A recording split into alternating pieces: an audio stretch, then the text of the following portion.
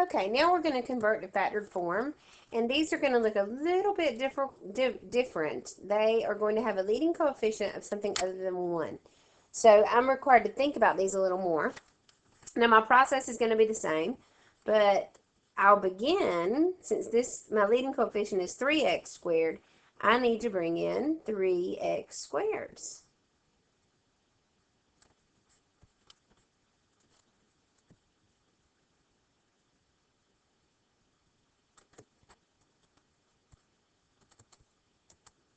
Let's enter this here. Have a little more room. I want to complete my area model on the inside. Remember, each one stands for x squared. So by me putting 3 of them, I'm taking care of the 3x squared on my area model. Each one is x by x. So if I'm keeping track, right now this is a rectangle of width x and length x plus x plus x, which is 3x, okay? So keep that in mind as we're building. We've got to account for every portion of that area. So I need 4 x's in such a way that I'll only have negative 4 ones. So we kind of work to the side here, and this time that last number, those ones are dependent upon how many quadratic terms I had. So I'll need to actually multiply my first times my last so that I can make my arrangement work. That 3, that leading multiplier of 3, affects how I'm going to arrange my tiles. So I'll actually have 3 groups of x's up here, and I've got to bring that into account. So I need to think of it as 3 times negative 4. I want the factors of negative 12 that will add to give me my linear term in the middle, because we're still trying to arrange our ones that will be dependent upon those linear terms. So my factors of negative 12 that will add to give me positive 4. 1 times negative 12. That won't add to give me 4, so we erase. 2 times negative 6. I'm just going with my factors in numerical order. I know I got to get negative 12, so one of them's got to be negative. So 2 times negative 6. If I add those, I get negative 4. I'm really close. So what if I switched my signs? Instead of having negative 6, let's make negative 2. Negative 2 times positive 6 would multiply to give me negative 12, and it will add to give me positive 4. So that's the way I want to arrange my figure.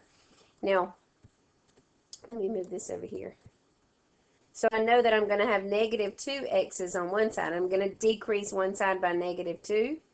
And I'm going to have 6 x's on the other side, but that doesn't necessarily mean I'm going to decrease or increase by 6.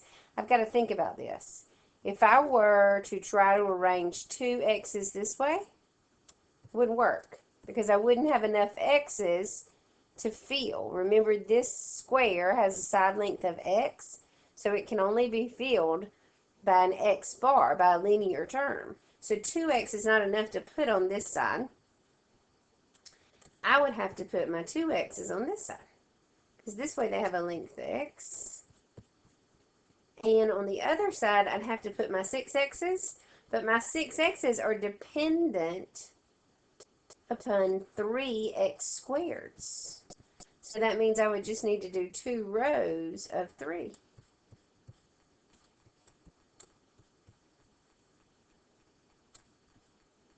To make my positive 6 bars. Now that was a negative 2 on the other side, so definitely make sure I need to shade that.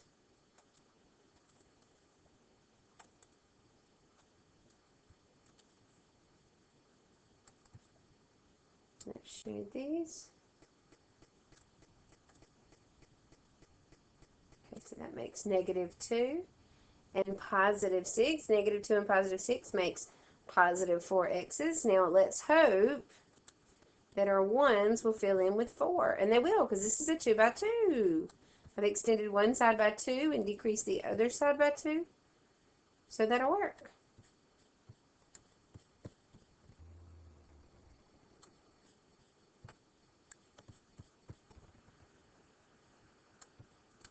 And those are negative, so let's shade. So in my figure here, I've got 1, 2, 3 x squareds accounted for. I've got 1, 2, 3, 4, 5, 6. Minus 1 is 5, minus 1 more is 4. So I've got positive 4x accounted for, and I've got negative 1, negative 2, negative 3, negative 4 ones accounted for. So this represents the inside area of my rectangle. Now give that to me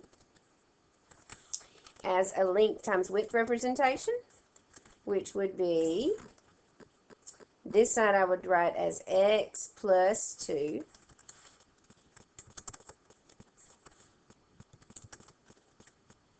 Would represent my width, and this side would represent 1, 2, 3x minus 2. And there's my factored form. Once I make my area model work, my factored form comes very easily. All right, let's do another one.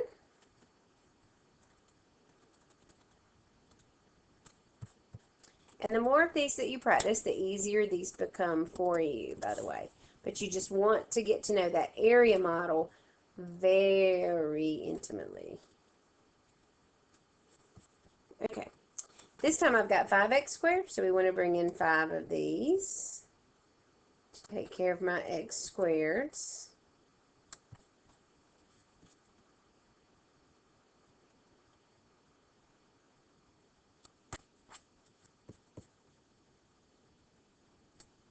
Now, I need to multiply my first times my last, so I'm looking for the factors of 30, because 5 times 6 is 30, that will add to give me negative 17. Factors of 30 that will add to give me negative 17. Now, I'll start. 1 times 30 is not going to get me close to 17. 2 times 15, ooh, that gets me positive 17 when I did positive 2 times positive 15. So what if I switch both signs? Make the 2 negative and the 15 negative. That would give me a positive product of 30, and that will give me a sum of negative 17. So that'll work. Now, if I think about those, it matters which way I arrange them. This is this negative 2x. I couldn't arrange across the top layer here because there wouldn't be enough. It's dependent upon that 5. So this means that for me to get my negative 15x's, I've got to do 3 rows of 5. And that'll take care of negative 15 once I shade them.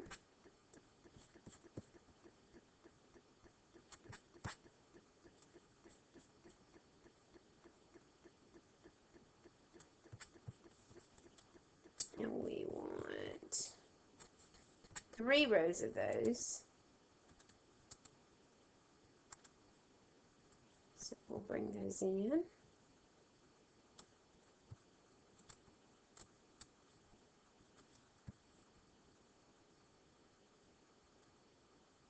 Okay, so I took care of my negative 15x's. Well, not quite. I got to shade them, don't I?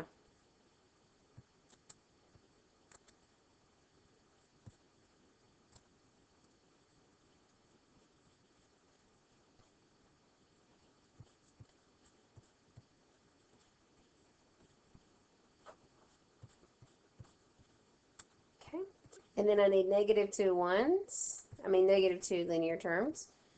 This time I'm going to add them over here, which is certainly okay, since I ran out of room on my screen there.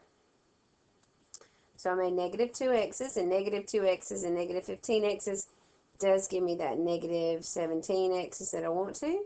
And we need to hope that it's going to show us positive 6 ones, which they're both negative, so that product will result in a positive.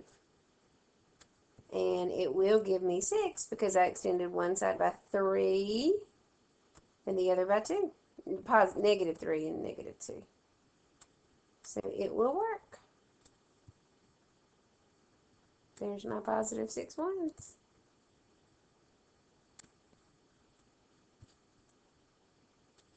So if I look back at my rectangle, this side had a length of 1x, 2x, 3x, 4x, 5x, take away 2.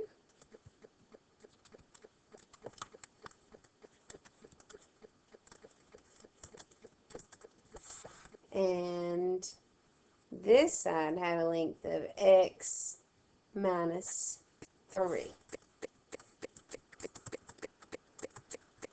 And that represents my factored form.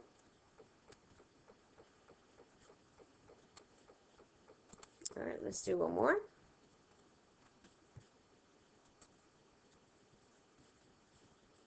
I need to arrange my 2x's, 2x squared,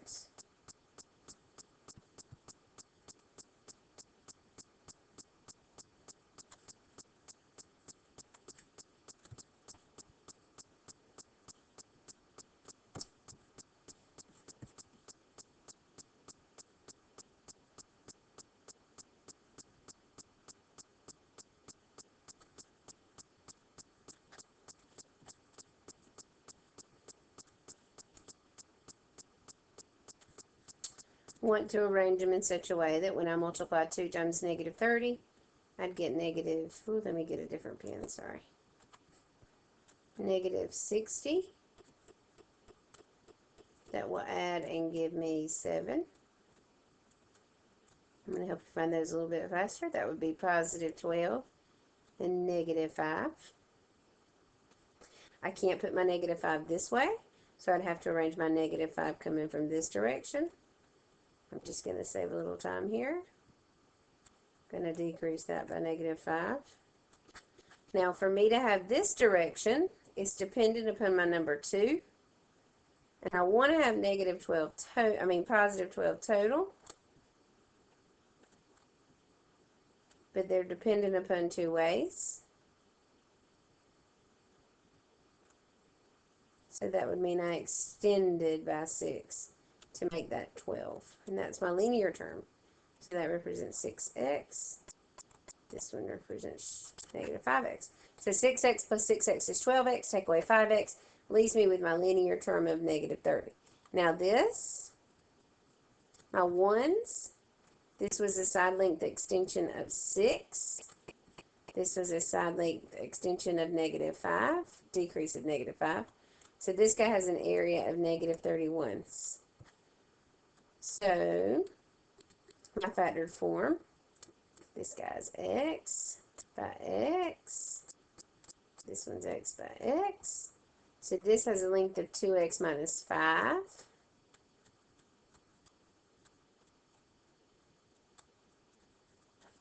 Times a width of x plus 6. And that would work. And that is factoring with a leading coefficient other than 1.